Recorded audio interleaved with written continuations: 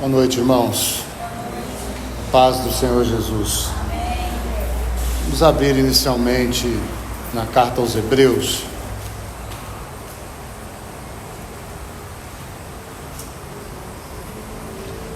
Capítulo 11.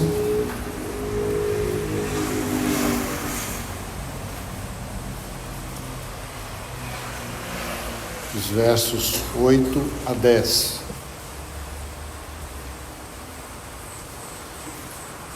Hebreus 11, 8 a 10. Pela fé, Abraão, quando chamado, obedeceu, a fim de ir para um lugar que devia receber por herança, e partiu sem saber aonde ia. Pela fé, peregrinou na terra da promessa, como em terra alheia, habitando em tendas com Isaque e Jacó, herdeiros com ele da mesma promessa, porque aguardava a cidade que tem fundamentos, da qual Deus é o arquiteto e edificador. Vamos orar. Pai, nos colocamos aos teus pés, Senhor. Queremos ouvir de Ti. Fale aos nossos corações. Ajuda-nos, ó Deus, para que possamos transmitir e receber a Tua palavra, e que nessa ação do Teu bendito Espírito Santo possamos nos achegar para mais perto de Ti, possamos dispor o nosso coração em rendição ao Senhor. Toma este tempo, ó Deus, e revele um pouco mais de Teu Filho a nós. Ó bendito Espírito Santo, acalma os nossos corações, para que eles estejam percebendo os Teus movimentos em nosso meio. Te agradecemos, ó Jesus, e oramos em Teu precioso nome. Amém. Nós vamos ter esse texto só como base. O Senhor depositou no meu coração que nós dessemos uma passada na carta aos Romanos de uma forma bem didática e rápida, especialmente para aqueles irmãos que estão se achegando e precisam conhecer um pouco mais da graça e do Senhor. Então nós vamos fazer isso nessa noite. Mas antes desse texto que nós lemos, você viu aí que basicamente 3 palavras aí se destacam bastante: fé, obediência e herança ou promessa. Então, a carta aos Hebreus, como o irmão João tem trazido para nós, ela vai se fundamentar basicamente em cima dessa tríade, né? Sem fé é impossível agradar a Deus. Fé é obediência, né?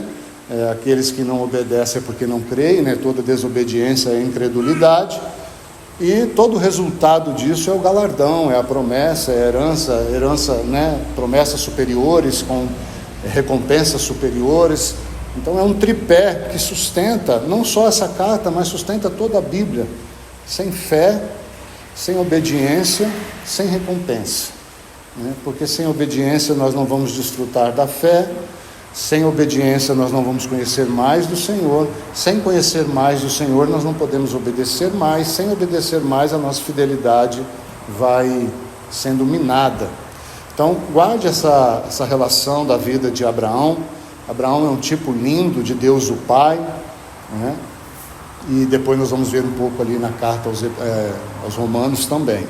Uma frase do irmão McIntosh com relação à incredulidade. Ele vai dizer assim: o incrédulo é um cego e insensato, raciocinador e um negro e fúnebre murmurador.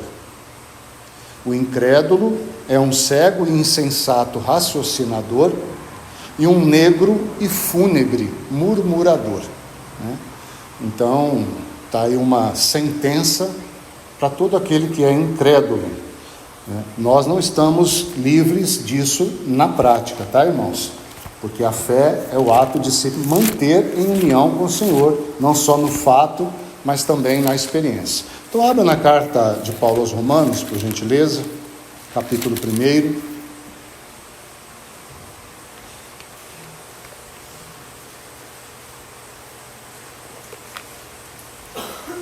Nós vamos ler 2 versos iniciais nessa carta.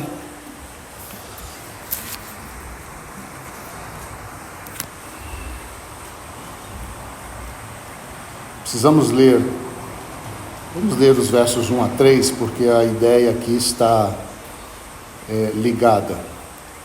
Capítulo 1, verso 1. Paulo, escravo de Jesus Cristo, chamado para ser apóstolo por Deus, outrora prometido por intermédio dos seus profetas nas Sagradas Escrituras, com respeito a seu filho, o qual segundo a carne veio da descendência de Davi. Até aí tá bom destacar aqui que o evangelho é com respeito ao seu filho. E o último capítulo 16. Então aqui nós já temos o registro da experiência do próprio Paulo. Capítulo 16, verso 25.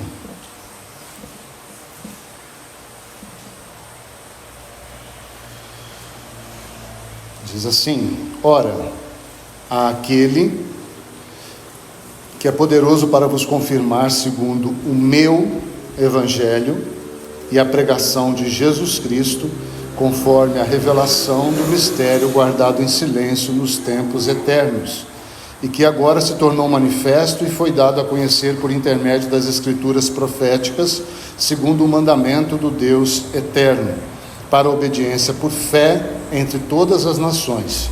Ao Deus único e sábio seja dada a glória por meio de Jesus Cristo pelos séculos dos séculos. Amém. Se você quiser anotar outra frase, com base nesses 2 versos: o Evangelho é Cristo. Pregar o Evangelho é revelar o eterno propósito de Deus para Cristo. O Evangelho é Cristo. Pregar o Evangelho é revelar o eterno propósito de Deus para Cristo. Então, irmãos, como eu disse, nós vamos passar por esta carta de uma forma bem didática, obviamente, sem nos demandarmos, mas para que os irmãos entendam, e aqueles que já sabem, obviamente, possam relembrar, o que é então essa relação de Cristo conosco, Cristo com Deus, Cristo com o eterno propósito. Uma primeira grande divisão, e talvez a mais importante desta carta, se você quiser tomar nota, é o capítulo 1, verso 1, até o capítulo 5, verso 11. No capítulo 1 ao capítulo 5, 11, você tem o valor do sangue. Valor do sangue. Já vou explicar por quê. E depois, então, capítulo 5, 12 até 7, 25. 7, 25. O valor da cruz.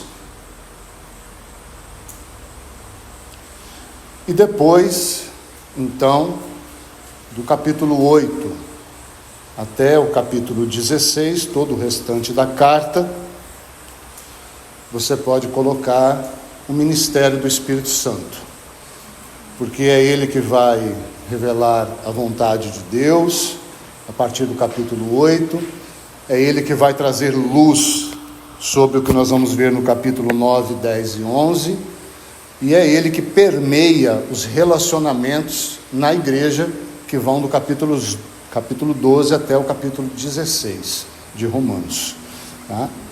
Então o foco maior nosso é do capítulo 1 até o capítulo 7 e 8, como já disse, entra na parte, entre aspas, da ação do Espírito Santo. Não que ele não esteja atuando e estivesse presente em todas as realizações do nosso Senhor Jesus, porque Deus, ele não pode se separar. Então a primeira parte que eu citei, até o capítulo 5, verso 11, nós temos o valor do sangue. Por quê?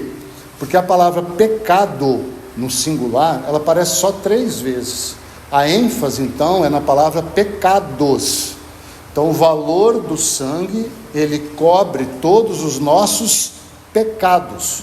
Então ele já cobriu os pecados que você cometeu de hoje para trás, Ele está cobrindo os seus pecados que você e eu estamos cometendo agora, e Ele já cobriu os pecados que todos nós vamos cometer até o momento que nos encontrarmos com o Senhor. Então o sangue é um sangue fresco que cobriu os nossos pecados. Então a palavra pecado nessa primeira sessão só aparece 3 vezes. Já na segunda sessão, porém, que vai dos 5:12 até 7:25, a palavra pecado no singular aparece 39 vezes. Por quê? Porque na cruz o pecado foi tirado do mundo. Eis o Cordeiro que tira o pecado do mundo. Qual a implicação disso para nós?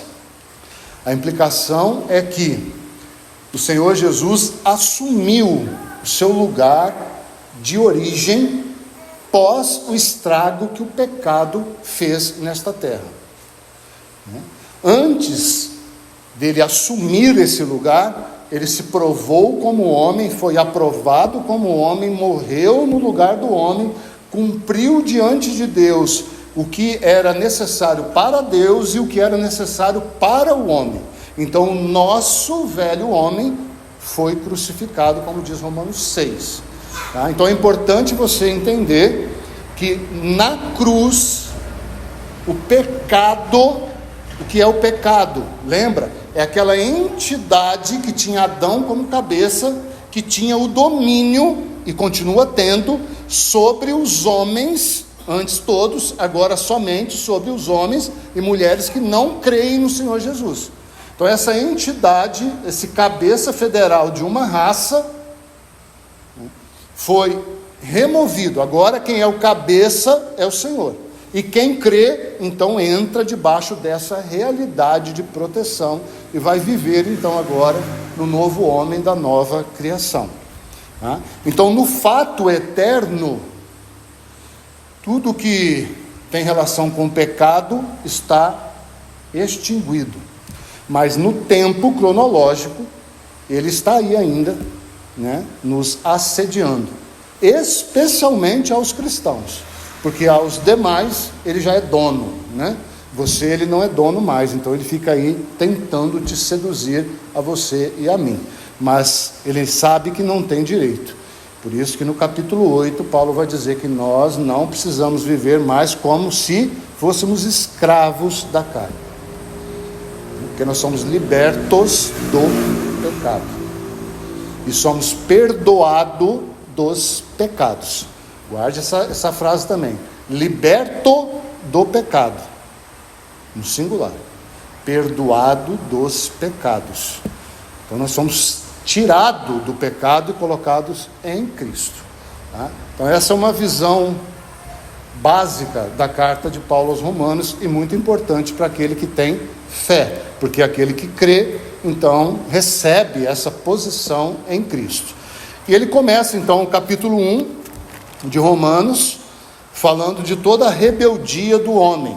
Nós só vamos citar algumas coisas pontuais, mas eu quero que você mantenha a sua Bíblia aberta, né? Então capítulo 1, verso 24, vá acompanhando comigo, para que você veja o esqueleto dessa carta. Por isso Deus entregou. Depois o verso 26, Romanos 1, 26. Se você mantiver a sua Bíblia aberta e for anotando umas pequenas coisinhas que eu vou citar, vai clarear muito essa carta para você. Então verso 26 de novo: por causa disso os entregou. Se você vai lendo aí, você vai ver homem com mulher, mulher com homem, adoração à criatura, toda essa relação aí. E no verso 28, e por haver desprezado o conhecimento de Deus, o próprio Deus os entregou. Então você veja que Deus não perdeu o controle. Uma vez que o homem deixou e deixa no dia de hoje de glorificar a Deus como o Criador, como o Deus que o é, então Deus deixa-os, porque haverá tempo para executar o juízo e não agora. Então não ache que o mundo está largado como se Deus não estivesse governando. Deus governa, mas Ele governa segundo o seu propósito, não segundo a nossa justiça própria, né? Porque nós, quando olhamos aí as injustiças, nós queremos fazer justiças com as próprias mãos. Isso não é o nosso Senhor, né? Ele se movimenta de acordo com aquilo que Ele mesmo estabeleceu. Então, com relação à impiedade, Deus está no controle, e quando se encher a medida da iniquidade, que Ele achar que encheu, Ele vai intervir e vai remover o joio, e o trigo vai resplandecer como o sol. Quando nós chegamos no capítulo 2, por conta da soberba dos judeus, e aí uma mistura de judeus, hebreus, israelitas, e aí esse monte de nome que não cabe agora explicar, toda essa descendência que vem lá de trás, especialmente de Abraão, segundo a linhagem, né? Eles então se achavam melhores do que os que descendiam de Ismael, vamos colocar assim, né? Que é o filho rejeitado de Abraão. E aí então Paulo vai dizer assim: olha, podem parar com essa coisa. Deus deu uma avaliação para mostrar para vocês quem vocês são, judeus, hebreus, israelitas. Deus deu uma avaliação, e vocês foram reprovados. Qual avaliação foi essa que Deus deu para esse povo da aliança? A lei. Então, mediante a lei revelou que mesmo os descendentes de Abraão, eles eram pecadores igual os não descendentes aí da linhagem santa, né? E isso está escrito, se você virar a página aí, no capítulo 3, onde ele vai concluindo essa ideia, verso 19. Na verdade, ele começa no capítulo 3, verso 9. Vamos ler. Que se conclui: temos nós qualquer vantagem? Está vendo? Ele está falando dessa linhagem.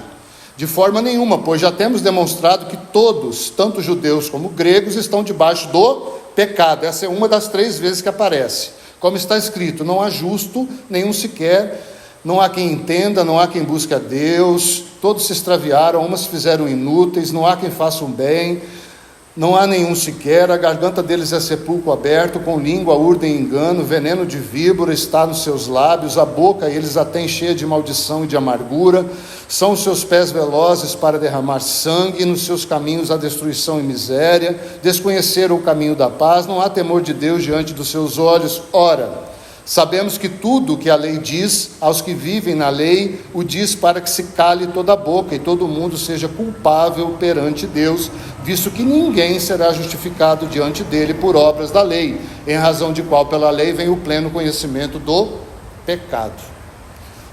Então Paulo está dizendo assim: olha, baixem a bola, a lei mostrou que vocês estão debaixo do pecado também.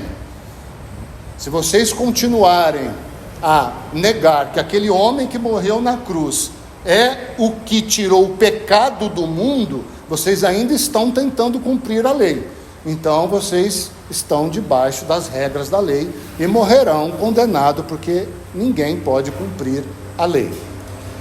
E aí ele vai entrar então, a partir da seção do verso 21, que a justiça de Deus se manifestou, né? Se manifestou na pessoa do Filho, e assim então fez de Deus tanto o justo como o justificador. Isso está no verso 26. E aí chegamos no capítulo 4. E o capítulo 4 é um capítulo muito interessante, porque paralelo aqui, ele também é usado em Tiago. O irmão João já explicou para nós a relação de Abraão lá em Tiago. E aqui, irmãos, é muito claro também que a relação de Abraão com Deus não foi mediante as obras.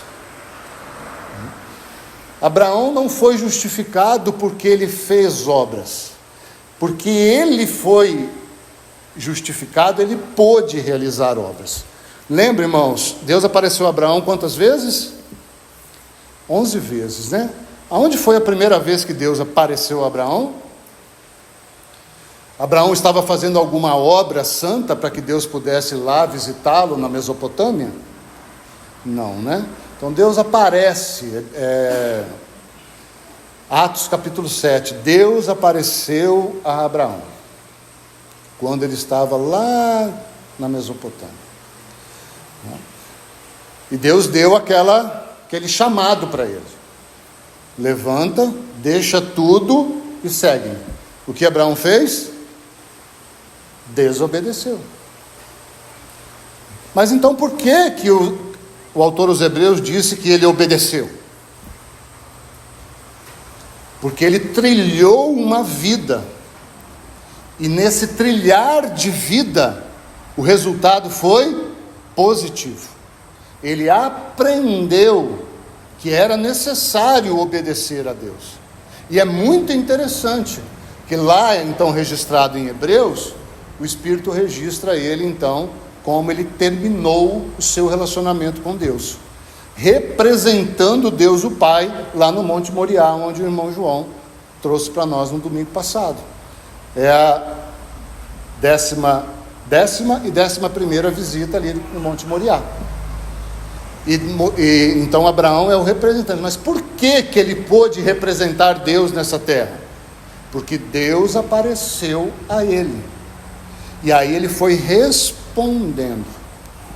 Nosso caso é o mesmo, irmãos.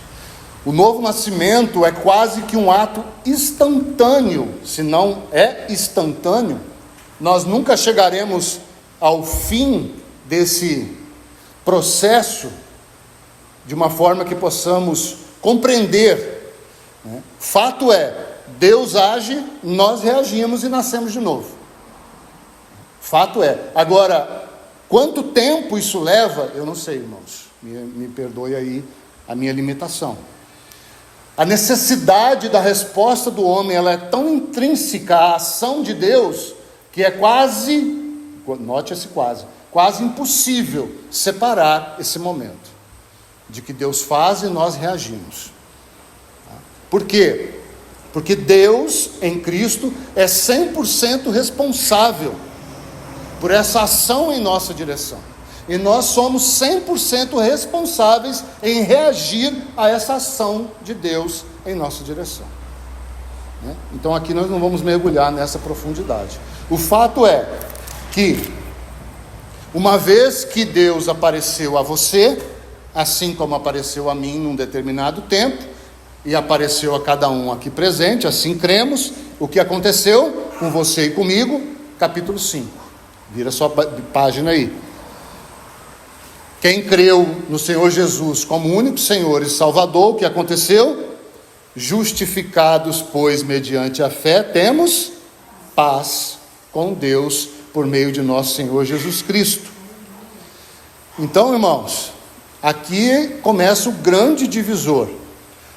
Paulo vinha falando mais especialmente à nação judia, e agora parece que ele dá um salto, e ele começa a falar mais, obviamente que toda a carta é direcionada para os judeus convertidos. Essa carta chegou aos irmãos convertidos, mas é como se ele estivesse falando: vocês eram assim, igual aos demais que continuam. Depois ele vai voltar a falar desses demais, lá no capítulo 9, 10 e 11. Então parece que agora ele fala assim: olhem para vocês. Vocês creram no Senhor Jesus como único Senhor e Salvador? Entenderam a relação de Deus com Abraão? Abraão não é o melhor, Jesus Cristo é superior a Abraão. Hebreus nos ajuda com isso. Entenderam isso? Entenderam que cumprir a lei não vai levar vocês a lugar nenhum? Compreenderam isso? Compreenderam que o que Abraão recebeu foi-lhe imputado, foi colocado sobre, porque entre Abraão e o que ele recebeu havia o sangue do cordeiro cobrindo ele. Compreenderam isso? Claramente, nasceram de novo, creem que Jesus Cristo é o único Senhor e Salvador? Se a resposta é amém, então nós estamos aqui no verso 1. Justificados, pois, mediante a fé, temos paz com Deus. Amém? Você está nessa fase? Já está nessa fase? Todos aqui creem que Jesus Cristo é o único Senhor e Salvador? Se assim é, então, paz com Deus, paz de Deus e paz na vinda de Deus. São 3 relações com a paz de Deus.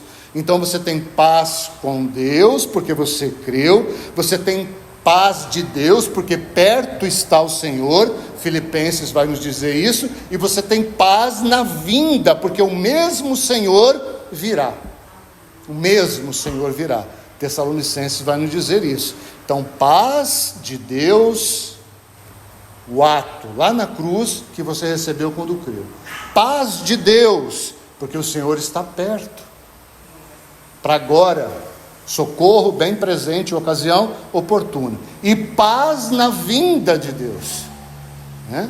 Não haverá, então, problema nenhum. Nós aguardamos da vinda do nosso Senhor com tranquilidade. Como João disse no domingo, a morte é só uma anunciadora de boas novas. Tá? E aí, então, aquele agora que creu, Paulo vai começar a explicar no capítulo 6 que agora ele não é um homem mais judeu, ele não é um homem mais hebreu, ele não é um homem mais grego, ele não é um homem mais gentil. Agora quem creu é um homem em Cristo e uma mulher em Cristo. Esse é o capítulo 6, em Cristo. Capítulo 6, na nossa experiência, traz uma lição muito grande com relação à cruz. Lembra que nós já estamos na seção da cruz. Começou no verso 12 do capítulo 11. E o capítulo 6, ele nos deixa uma pergunta, talvez seria bom você anotar. Eu uso a cruz ou eu morri na cruz? Eu uso a cruz ou eu morri na cruz? Porque, irmãos, uma coisa é nós queremos ter uma vida vivida do jeito que nós queremos e usamos a cruz para nos proteger e nos livrar de toda a consequência dos nossos atos. Isso é usar a cruz. Isso é o que nós vemos na maioria dos evangelhos pregados hoje. Nós morremos na cruz. Já não sou eu quem vivo, mas, irmãos, isso é muito diferente de que você dizer assim: eu tenho a vida de Deus em mim, ou a vida que eu tenho é de Deus, no sentido de que a vida que eu vivo como eu quero é uma vida que nunca vai morrer, porque é uma vida indissolúvel e eterna. É a minha vida eterna. Não, irmãos. Então a experiência que Paulo começa a dizer aqui, e é a luta dele, é: não vivo mais eu. E aí ele entra no capítulo 7 e vai explicar isso. E ele vai explicar e vai dizer: tenham muito cuidado, porque mesmo um homem e uma mulher em Cristo podem andar na carne. Não deveria. Então ele vai falar dessa relação, né? Que nós não poderíamos cumprir a lei, né? Então o que acontece? A lei continua santa, perfeita, imaculada, porque é a lei de Deus. Nada que Deus deu está errado, é pura verdade. Os 10 mandamentos continuam aí. Só que nós não temos condições de chegar a Deus por meio da lei, porque nós não podemos cumprir a lei. Então o que acontece conosco? Nós morremos. E quando nós morremos, quem morreu conosco? Cristo. Então agora nós nascemos como noiva do noivo que morreu no nosso lugar. É isso que ele vai falar da relação do casamento.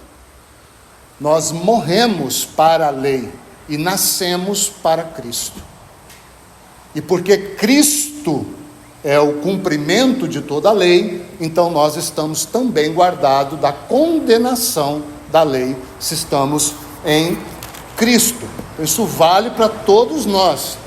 Então, irmãos, mesmo que você ande por um período de tempo, e eu também, na carne, isso não muda a nossa posição.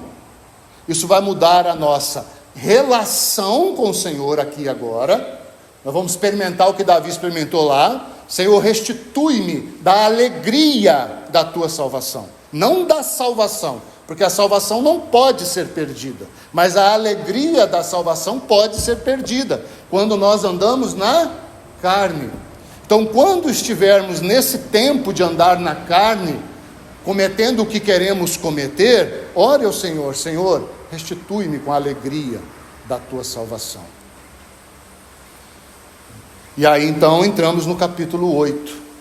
É o capítulo exaustivo, e já estamos terminando, do Espírito Santo. Veja: agora, pois, já nenhuma condenação há para os que estão em Cristo Jesus, porque a lei do Espírito da vida de Cristo Jesus te livrou da lei do pecado e da morte.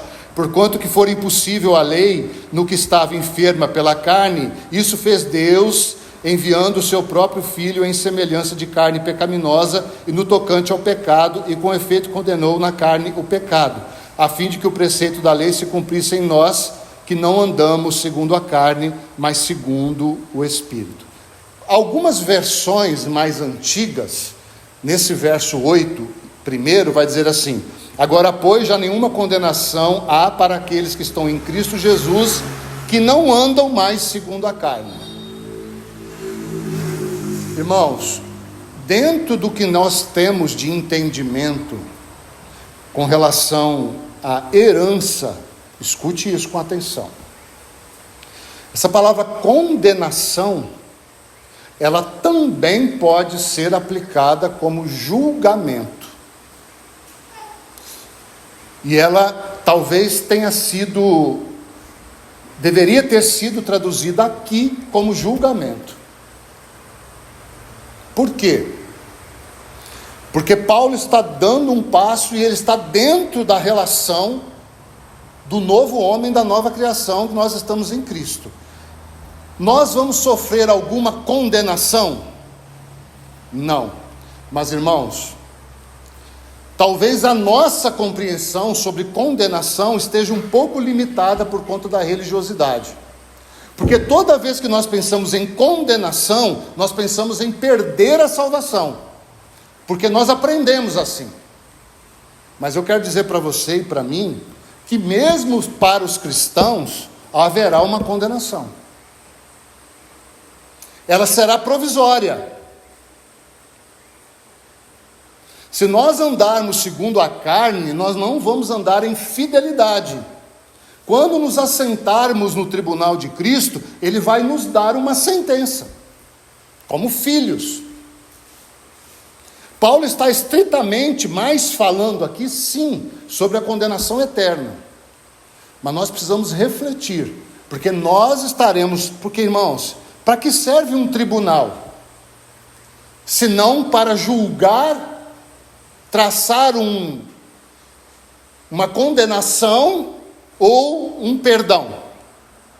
Se nós já estamos claros de que nosso perdão com relação à salvação é claro, por que nós teremos que ir a um tribunal? Para sermos avaliados sobre o bem e o mal. Se nós nos assentarmos num tribunal e Deus fosse avaliar só o bem, então sim, aí não é um julgamento, aí é só uma recompensa. Mas nós seremos julgados também pelo mal. E nós não poderemos receber uma absolvição pelo mal que cometemos, andando na carne com esse corpo.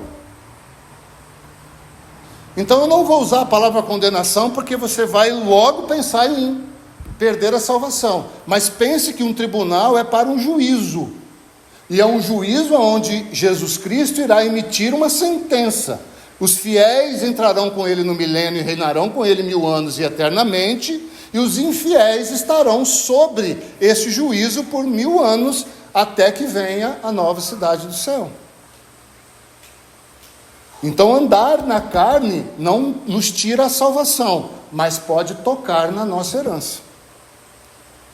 Então observe essa expressão aí no verso 4. Não andamos segundo a carne, mas segundo o Espírito. Essa é a nota principal que eu queria colocar nessa noite.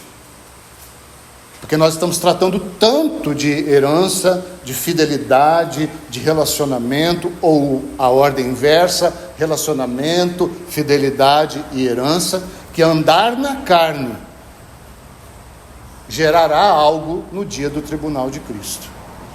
Os capítulos 8, 9 e 10, ele fala sobre uma relação mais restrita com Israel mesmo, a nação, então um propósito especial para Israel. Capítulo 10 O Evangelho vai cumprir a promessa feita a Israel no Velho Testamento. Paulo vai explicar essa promessa que será cumprida. E o Evangelho, no capítulo 11, confirma a grande perspectiva de Israel.